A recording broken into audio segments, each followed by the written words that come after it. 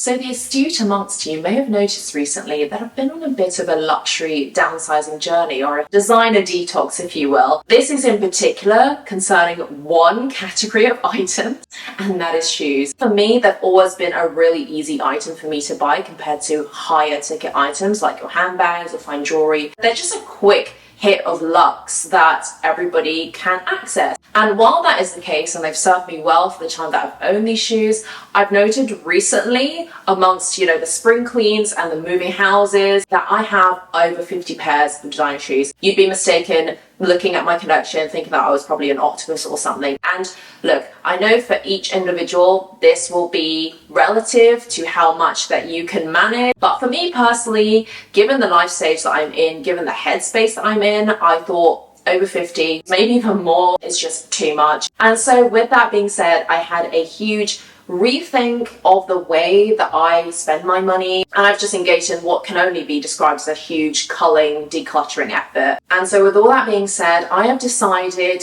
with very rare exceptions, that I will no longer be buying designer shoes. I've been doing this experimentation, if you will, for the past few months, and honestly it's been going very well, and it's very mentally and physically liberating, especially when considering that there are so many other brands that I've discovered that are higher quality, just as stylish, if not more fashion forward, and they cost even less. And so I wanted to share with you today the thoughts and rationale as to why I'm no longer going to be buying designer footwear. But to help us do that, I wanted to actually talk about one of the brands that I've instead gravitated much more towards, and that brand is Vivaia, who are kindly partnering with me on today's video. Now, I'm sure a lot of you will have heard of Vivaia before. They're a very, very chic and well-known footwear brand. Their design principles stem from the pain point of every single woman out there. Why can't heels and all women's shoes have sneaker-like comfort? I remember actually one of the first ads that I saw on Instagram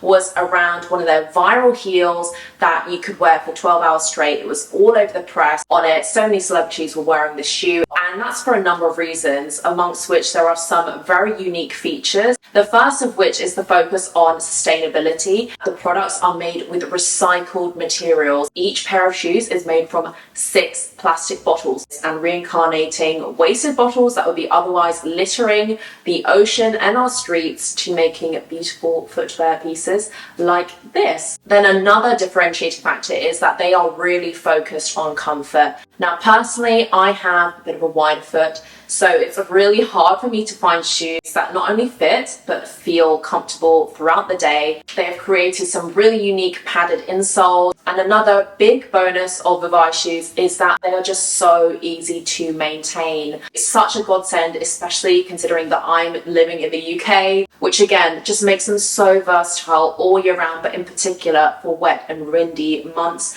And also a lot of their shoes are machine washable, and it's just great to know that you are supporting sustainability efforts as well as buying into tech innovation without paying a huge price for them. I've personally been collecting a lot of their shoes. I have about 7 pairs, 3 of which I'm actually going to be sharing with you today and talk about. Now, the first pair is the Urban boots that I have here. This is a new release, and this is in the color sand, and I got these in a size EU 39 or a UK 6. These fit a little bit smaller than usual, so I've sized up, but obviously check the size charts and things like that. They are very, very comprehensive online.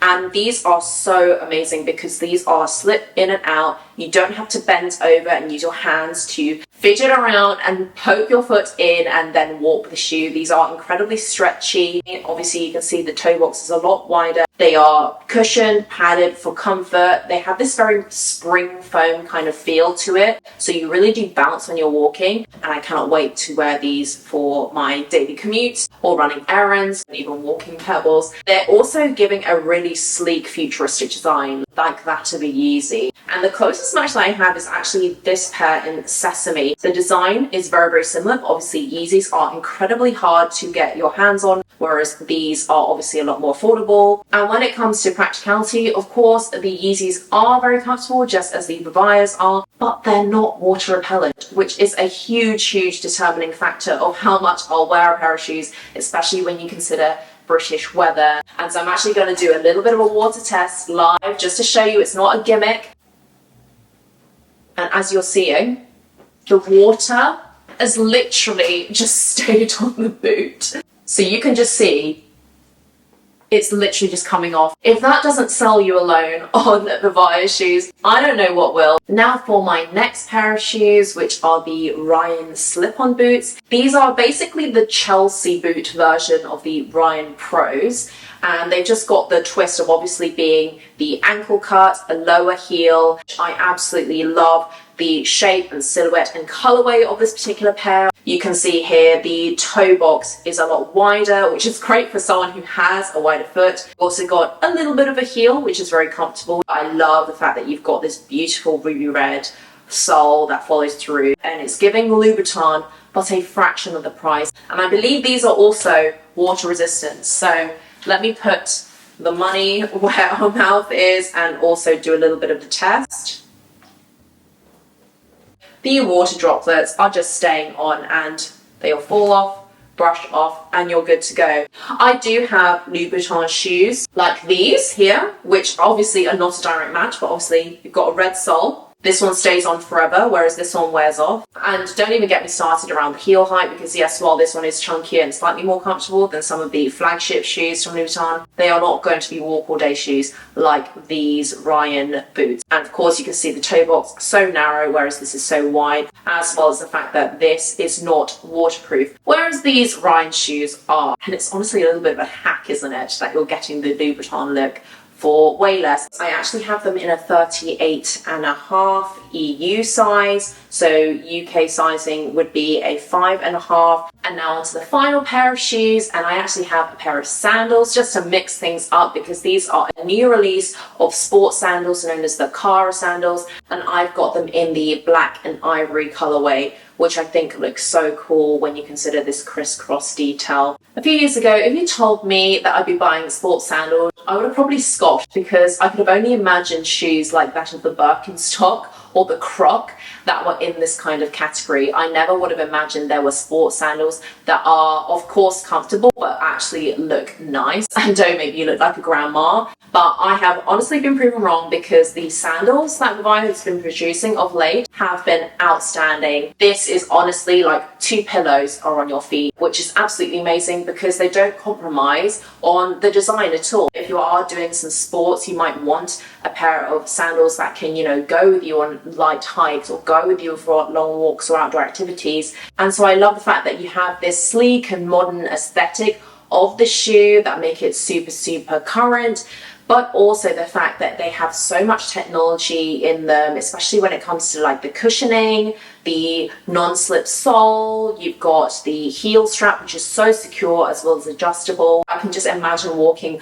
all day and night in them, whether that be for casual strolls, running to catch a train, for vacation wear as well. And they are going to be my new airport shoe. I do believe I have a discount code for you guys, so I will put that up on screen. So from sharing these shoes with you guys, it's probably very obvious as to why I transitioned from designer footwear to brands like Vivaia. And as you can imagine, one of the main reasons why I've moved away from designer footwear is that of the price. And while nowadays it may seem normal for designer footwear to go for over £1,000, not so long ago, you could buy a pair of Chanel sneakers like these here, £500 or £600. That is already a crazy price to pay for shoes, even in that cost, let alone in thousands. And I just think it's crazy that we've been desensitized to think that £1,000 for a pair of shoes is good value, or at least worthwhile. Right now, with the way that the economy is, with cost of living and things,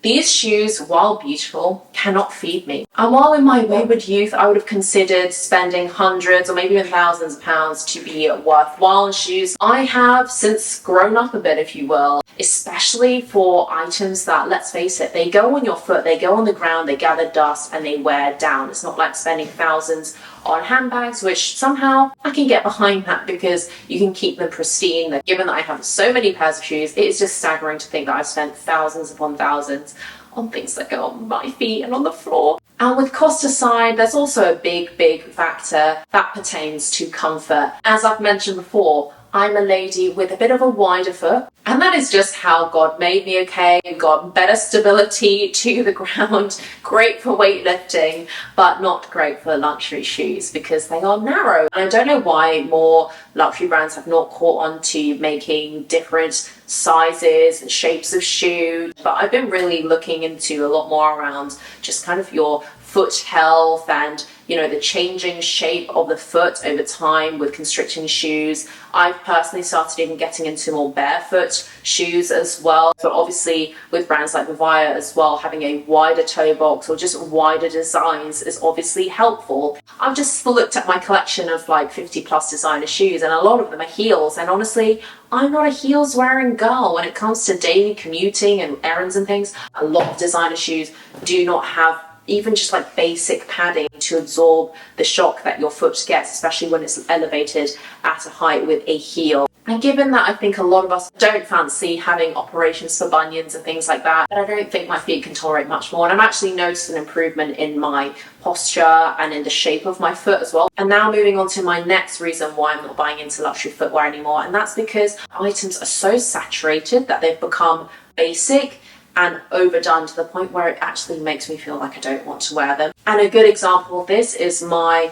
very well loved, battered and bruised, if you will, pair of Hermes Oasis sandals. And actually, considering that they're designer shoes, they're quite comfortable, but they are worn by every woman on the internet. I like the design, but now seeing everybody have it, I just don't want to wear them anymore. And a lot of people are wearing fakes, which is a big pet peeve of mine, because a lot of the fakes are quite indistinguishable from far away, and that is very frustrating because obviously I paid full price for these, whereas some other people are getting it down the market in Istanbul or something for a fraction of the price. Like, another follow-on reason why I'm finding luxury footwear not to be so appealing is that I feel like they give you unwanted attention and potentially make you a target of theft. So that is a factor that I'm very mindful of now, and I don't really want to be paying money to feel more at risk. It just kind of seems like a trade-off not worth making.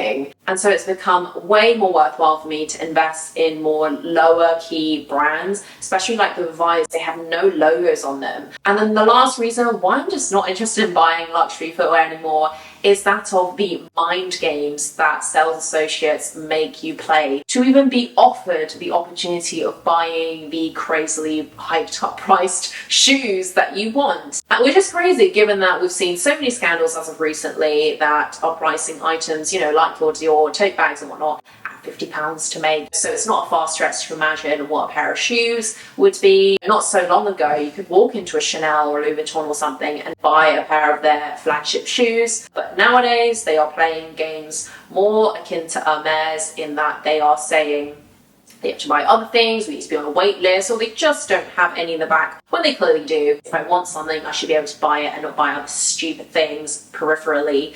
I'm a busy woman, I don't like drama, don't need additional drama in playing more games than the ones I already do. And so those are the 5 reasons that made it very easy for me to decide not to buy luxury footwear anymore. And naturally, one of the first actions that I took, which gave me great pleasure to do, was that of a selling spree. I'm selling unworn shoes, shoes that are just not practical, shoes that are just for special occasion that honestly I don't go to enough to justify, or shoes that are just so uncomfortable that they make my feet scream. And as a concurrent action, I also looked at gaps in my collection. Do I need ones that are of this kind of heel height or this kind of purpose? I look for functionality and, you know, versatility. Then another action, which was what other lower tier or more affordable quality alternatives can I look into to fill those genuine gaps? To buying with intention, because everything that I have should be additive. I need to make sure that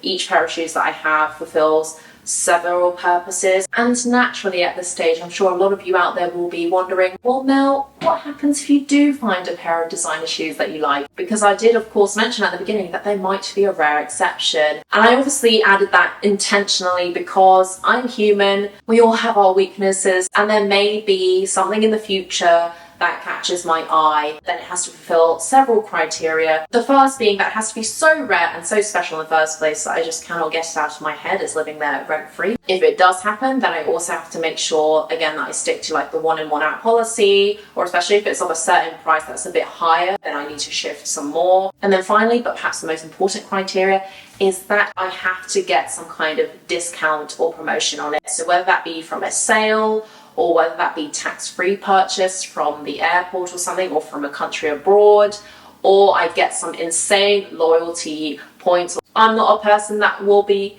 okay with spending £1,000 of shoes anymore. It's just not worth it. Rather channel that money towards other things. And so there you have it. Those are my reasons why I'm no longer buying designer footwear. And it's just around enjoying my collection that I already have, downsizing and culling all of this physical but also mental baggage with all these shoes around me, and just being frankly much more conscientious in my shopping habits. And again, a big thank you to Vivaia for partnering with me on today's video, because those are shoes that are genuinely worth the investment. But I would love to know down in the comments below what you think and what your shopping habits are at the moment. Are you still buying luxury footwear, or even just luxury at all? Thank you as always for watching, and I'll catch you in my next one.